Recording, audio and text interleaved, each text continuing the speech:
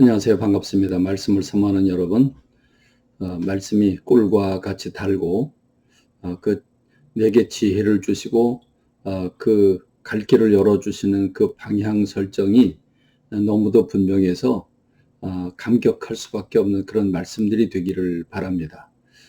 오늘은 우리가 함께 오늘의 큐티를 해야 할 부분은 성령으로 봉사하라는 말씀이지요. 우리는 개들처럼 하지 마라, 악한 행동을 하지 말라고 말씀하고 있는데, 그것은 개들을 삼가라고 하는 것은 마치 돌아다니는 개들과 같이 먹이를 구하고 서로 으르렁거리고 싸우는, 그래서 이스라엘 사람들에게는 개가 이방인으로 불려져 있습니다. 그렇습니다. 그 개는 곧 이단과 같은 그런 율법주의자들을 가리켰죠.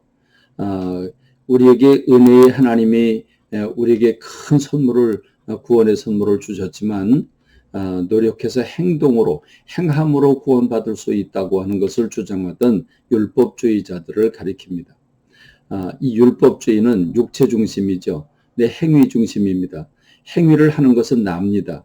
그렇기 때문에 자기주의로 발전하게 되고, 그 자기주의는 자기 영광을 받는 것으로 발전하게 됩니다. 그래서 교만하고 사람들과 등지고 세상 것들로 움켜쥐고 결국은 하나님의 복음과 정반대의 길로 가게 돼 있기 때문에 사도 바울은 힘주어서 이 개들을 삼가라고 말씀하고 있습니다. 오히려 성령으로 봉사하고 그리스도 예수로 자랑하는, 그리고 하나님 앞에 영광을 올려드리는 사람들이 진실한 하나님의 사람들이라고 말씀하고 있습니다. 그렇습니다. 성령으로 봉사하라는 것은 우리가 주님이 주신 힘으로 봉사를 하라는 거지요. 우리 믿는 사람들, 하나님께서 교회를 어떻게 이끌어가게 하십니까? 하나님은 그 교회마다 성도들에게 은사를 베풀어 주셔서 그 교회가 자기 사명을 감당하게 하십니다. 그리고 은사를 받은 사람들은 어떻게 살아가야 합니까?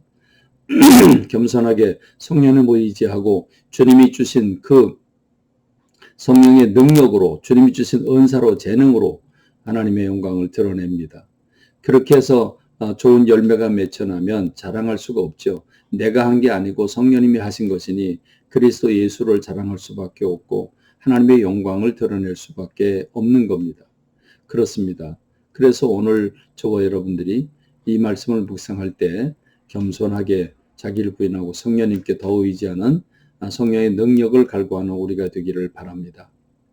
그리고 오늘 우리가 읽을 성경 통독은 시편 61편부터 65편인데 이 부분은 아주 주옥 같은 말씀들, 아주 꿀과 같이 단 말씀들이 열거되어 있습니다.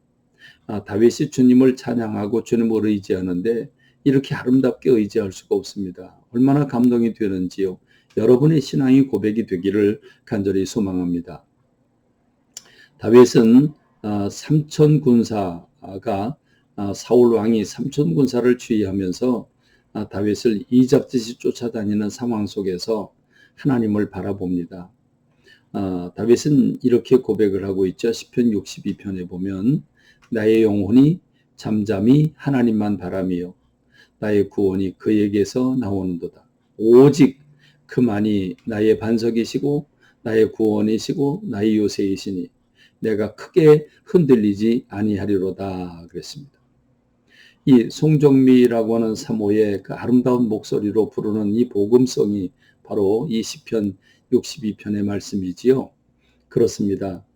지금 다윗은 오직 나의 영혼이 잠잠히 하나님을 바란다고 했습니다.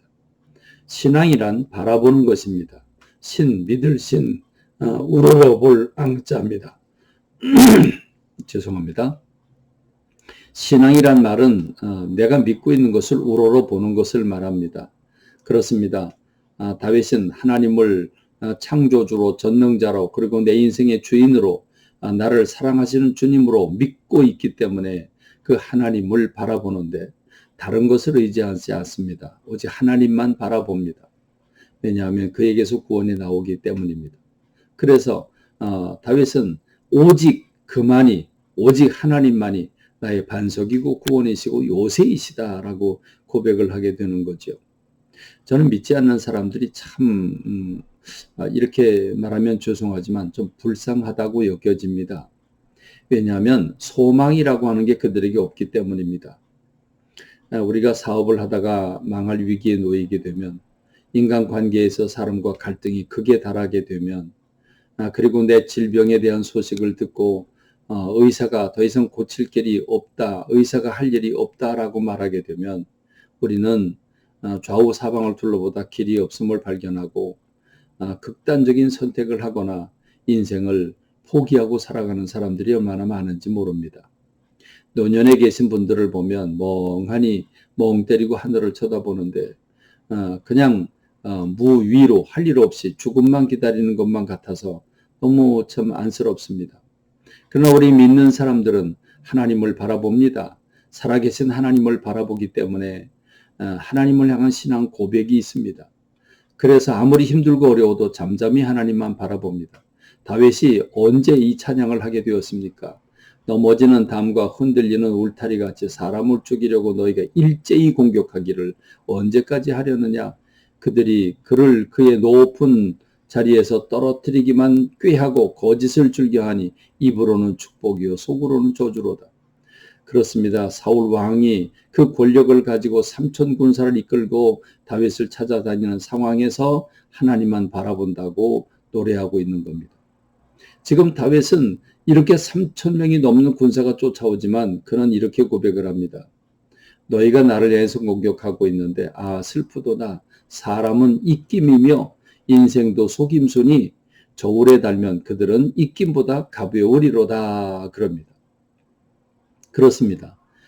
지금 아무리 수천의 수만의 군사가 몰려온다고 할지라도 하나님의 전능에 비하면 사람은 입김에 불과하고 인생은 속임수에 불과하니 저울에 달면 그들은 입김보다 가벼우리로다.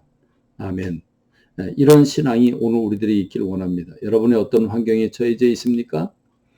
그 어떤 상황이라고 할지라도 하나님을 바라보고 소망을 얻고 주님의 치유와 공급과 인도하심을 받는 여러분 되시기를 바랍니다.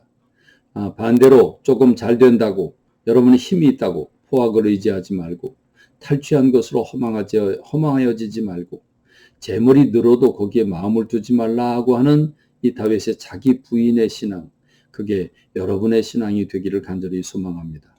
오늘도 말씀 가운데서 승리하고 저녁엔 주님 앞에 와서 중보하며 기도하는 여러분 되기를 바라고 말씀을 맺습니다. 감사합니다.